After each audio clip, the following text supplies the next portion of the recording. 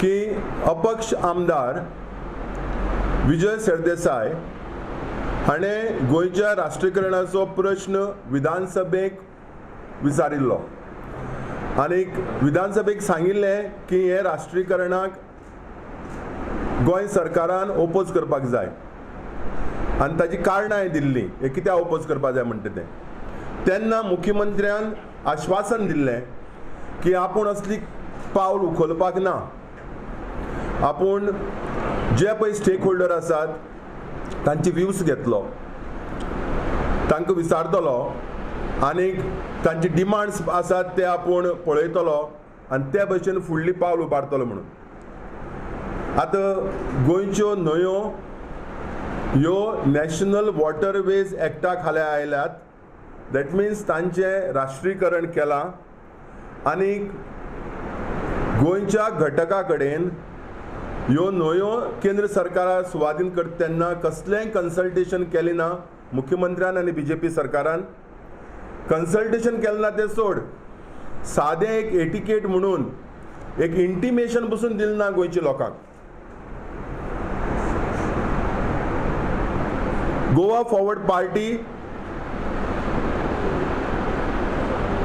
ह्या विशयाचेर अभ्यास केला आनी अभ्यास करून आमचो निश्कर्श असो की हे राष्ट्रीयकरण न्ही, हे राष्ट्रीयकरणा फाटल्यान खरो हेतू आसतो प्रायवेटायझेशन, खाजगीकरण. न्हंयचें खाजगीकरण करपाचें हें पयलीं पावल. ह्यो हायवेज म्हणटा त्यो ह्यो न्हंयो म्हणटा त्यो हायवेज ऑफ कोल करपाच्यो, म्हळ्यार कोळसो आय मीन ट्रान्सपोर्टेशन जावपाक.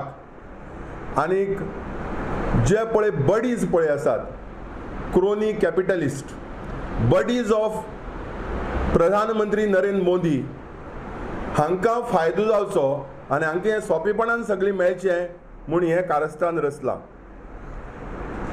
ह्या राष्ट्रीयकरणांतल्यान गोंयचो पर्यावरणाचो इबाड जातलो, गोंयच्यो न्हंयो नश्ट जातल्यो, गोंयच्या न्हंयचेर जे पळय रिवर वेल्थ पळय आसा ती फुडल्या पिळगेक मेळपाक ना.